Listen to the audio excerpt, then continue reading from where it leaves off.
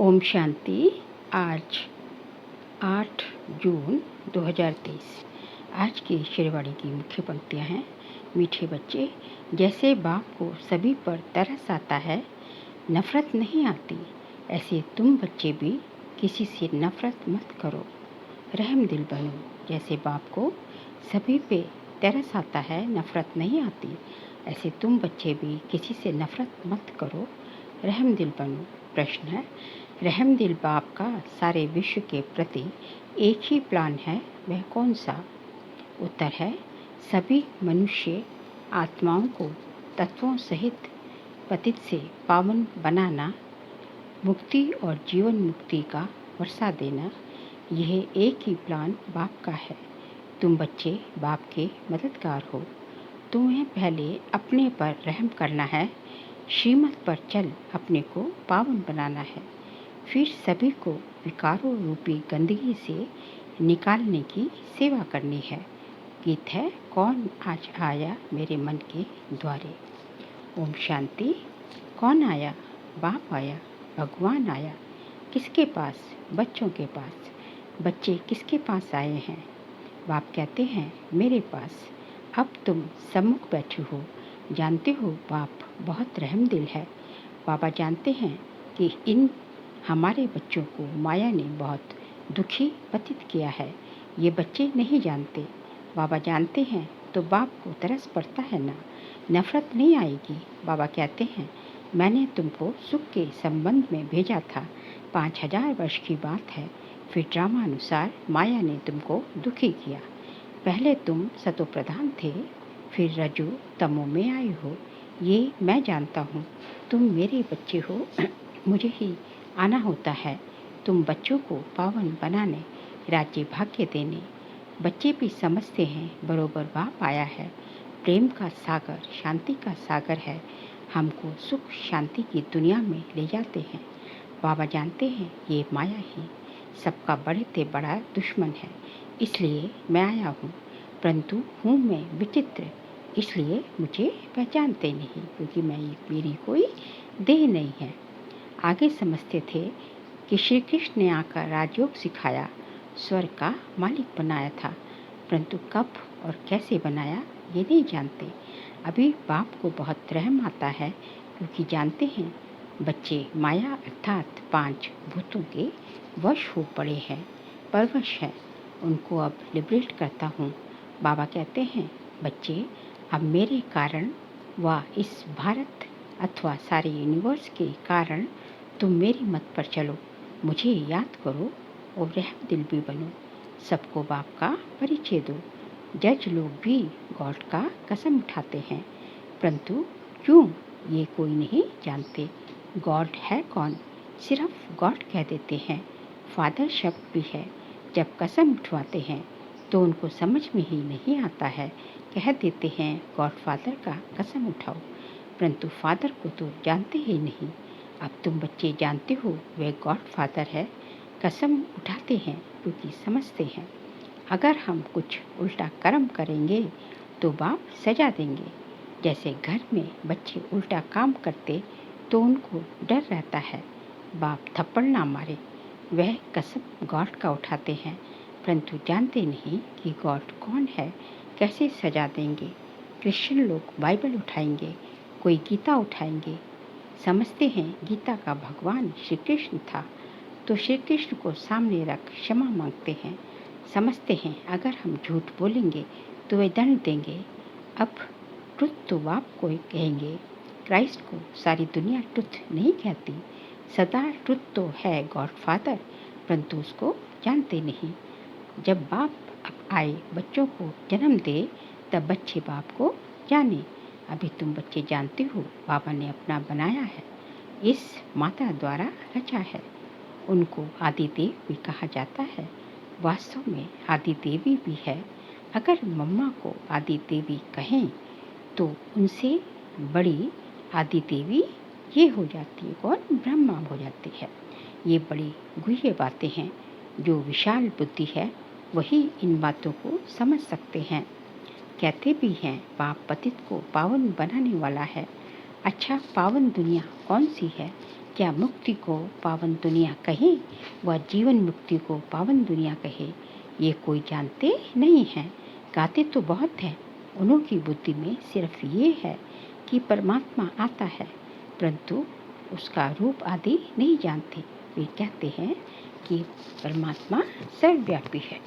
आगे बाबा ने कहा, बाप बहुत रहम दिल है, प्यार का सागर है, तो बच्चों को भी रहम करना चाहिए, प्यार करना चाहिए। बाप बहुत रहम करते हैं, उनको कहा जाता है मर्सीफुल। बाबा कहते हैं, तत्वों सहित सारी सृष्टि पर मैं मर्सीफुल हूँ, नॉलेजफुल हूँ, प्यार में भी फुल हूँ, बहुत प्यारा बनाता हूँ। जैसे श्री कृष्ण कितना प्यारा है, उनके घराने में सब प्यारे हैं। वास्तव में डिनेस्टी हमेशा राजा की कही जाती है, किंग एडवर्ड की राजा ही कहेंगे, प्रिंस ऑफ वेल्स की नहीं कहेंगे। प्रिंस फिर किंग हो जाता है, तो यह भी ऐसे है। कृष्ण का कनेक्शन श्री कृष्ण की राजधानी से बहुत है। वह कृष्ण लोग श्री कृष्ण की राजधानी से बहुत कमाते हैं। पहले श्री कृष्ण की राजधानी को अपने हाथ में ले लेते हैं, फिर देते हैं। श्री कृष्ण की कहें या लक्ष्मी नारायण की राजधानी थी ना, अब वे कृष्ण श्री कृष्ण को विश्व की राजधानी दे अब वे कृष्ण श्री कृष्ण को विश्व की राजधानी दे देंगे। कितना वंडरफुल राज है। अब वो ही श्री कृष्ण की राजधानी को मदद भी दे रहे हैं। आखिर सारी राजधानी श्री कृष्ण को देकर जाते हैं, इसलिए श्री कृष्ण के मुख में मक्खन दिया है। ऐसे नहीं मक्खन का कोई गोला है। दो बंदर आपस में लड़ते हैं तो माखन श्री कृष्ण को मिल जाता है। भाई नहीं लड़ते हैं, बंदर लड़ते हैं। 5 विकार भी बंदर में मशहूर हैं। अभी तुम श्री कृष्ण की डायनेस्टी बना रहे हो। विश्व के मालिक बने का माखन तुमको मिलना है। लेन देन का अथवा कर्मों का हिसाब किताब कैसा है? कृष्ण के भी कर्म देखो, राजधानी लेकर फिर वापस देना है। आपस में कितना लड़ते हैं। राजाई का मक्खन फिर भी तुमको मिलता है। तुम प्रिंस प्रिंसेस बन जाते हो। तुम बच्चों को भी बड़ा रहम दिल प्यार का सागर बनना है। नफरत नहीं लानी है। दुनिया में तो एक दो के लिए नफरत रखते हैं। यथा राजा रानी तथा प्रजा नंबरवार नफरत रखते हैं। आपस में लड़ेंगे मरेंगे। बाबा बहुत अच्छी रीति समझाते हैं, इसमें घृणा की कोई बात नहीं। ये तो ड्रामा बना हुआ है। हर एक मनुष्य अपने को नीच पापी कहते हैं। मंदिरों में जाकर अपने ऊपर नफरत करते हैं। महात्मा को पवित्र समझ उसके चरणों में गिरते हैं। आप पावन हो, हम पतित हैं। इन सब बातों को बाप ही जानते हैं। आगे बाबा कहते हैं, मनुष्य गॉडफादर के नाम पर कसम उठवाते हैं, लेकिन वह भी झूठा कसम हो जाता है, क्योंकि गॉडफादर को जानते ही नहीं। अगर गॉडफादर कह कसम उठाएं तो बुद्धि में आए कि उनसे तो हमको वर्षा मिलना चाहिए। स्वर्ग क्या होता है ये किसी को भी पता नहीं। अरे तुम तो कहते हो फलाना मरा, स्वर्गवासी हुआ, तो कहाँ गया? कुछ भी समझते नहीं। बाबा को कोई के लिए भी नफरत नहीं है, सबके लिए प्यार है। अभी तुम बच्चे सबक हो, बच्चों को खास, बाकी जनरल समझाते हैं। तुम बच्चों को पढ़ाकर जीवन मुक्ति देता हूँ और सबको मुक्ति धाम में ले जाता हूँ। मेरा सब पर प्यार है। उस गवर्नमेंट के तो अनेक प्लान्स बनते रहते हैं। बाबा कहते हैं, मेरा एक ही प्लान है, पतित मनुष्यों को पावन देवी देवता बनाना। मनुष्य कहते भी हैं, हे पतित पावन आओ, फिर उनको ना जानने के कारण कह देते हम ही पतित पावन हैं। तो बाबा समझाते हैं, पहले तो बड़े से बड़े चीफ जस्टिस की सर्विस करो। उन्हें समझाना चाहिए आत्मा का बाप तो एक है, उनका कसम तुम क्यों उठवाते हो? क्या कसम उठाते समय श्री कृष्ण याद आता है? कृष्ण से पूछो कि क्राइस्ट याद आता है या गॉडफादर। जानते हो कि पाप करेंगे तो दंड भोगना पड़ेगा, परंतु बाप दंड कभी नहीं देता। वह करण करावनहार है, धर्मराज द्वारा सजा दिलाते हैं।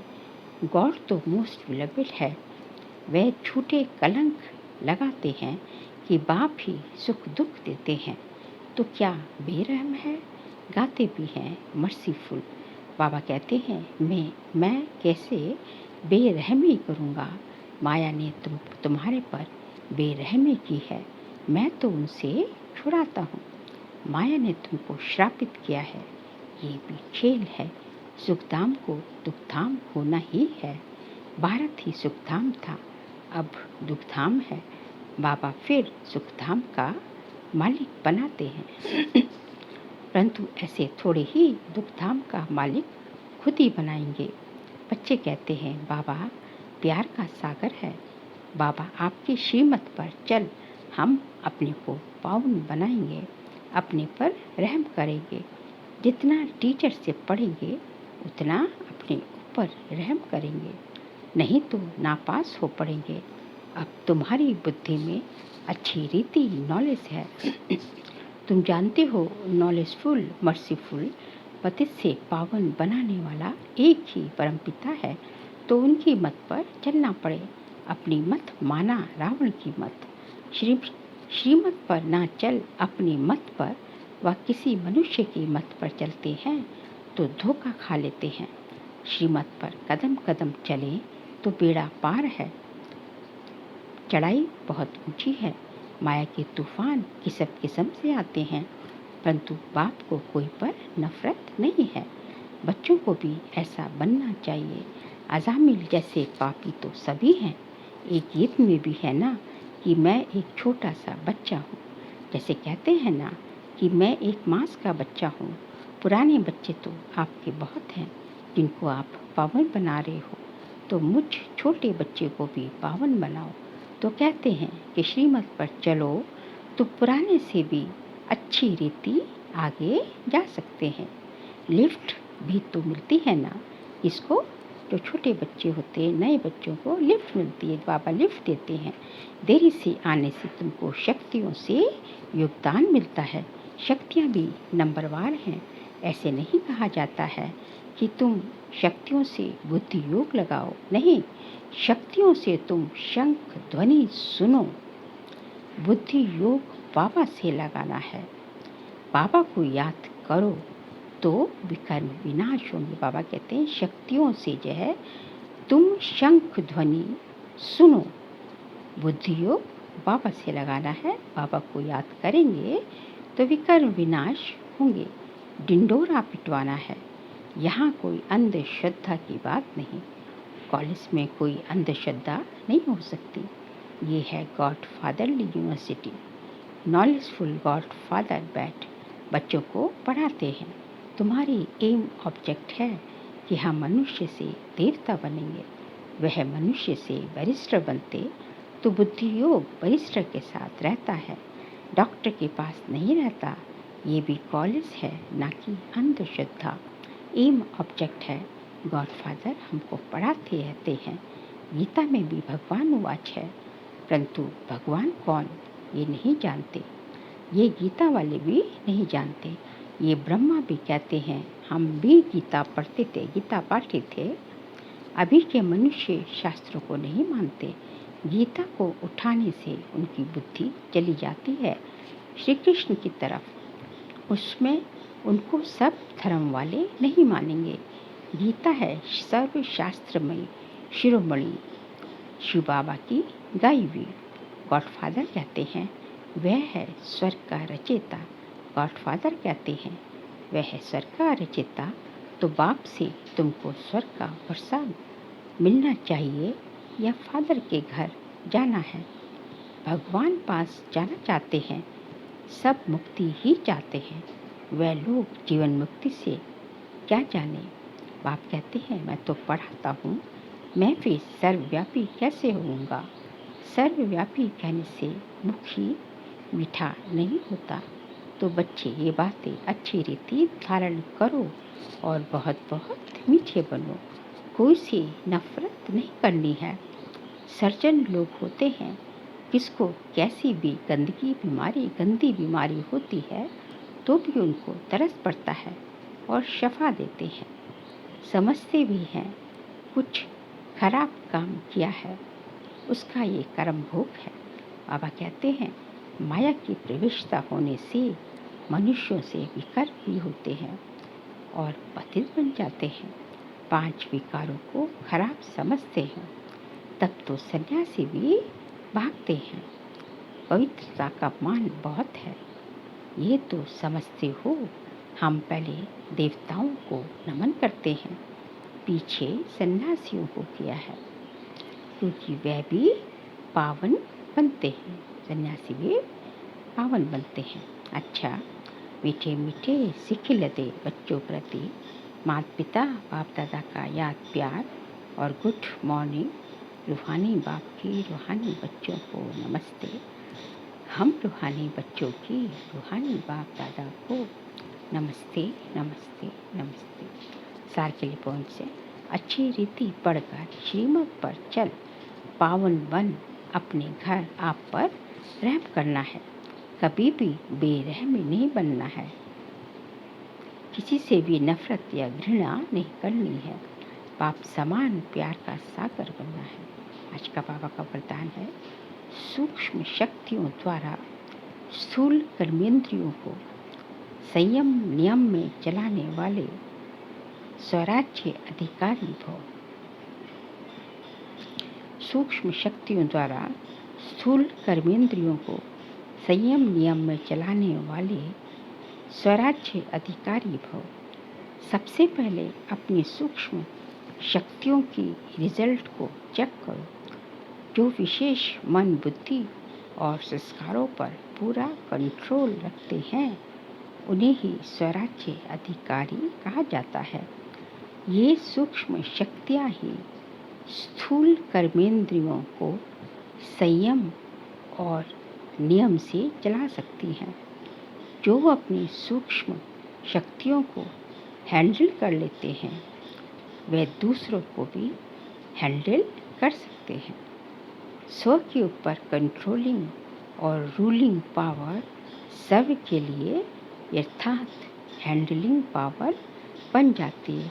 जिसकी स्व के ऊपर कंट्रोलिंग और रूलिंग पावर होगी, वो जो है दूसरों के लिए, दूसरों के ऊपर जो है हैंडलिंग पावर उसकी अच्छी रहती है, दूसरों को अच्छी तरह हैंडल कर सकते हैं।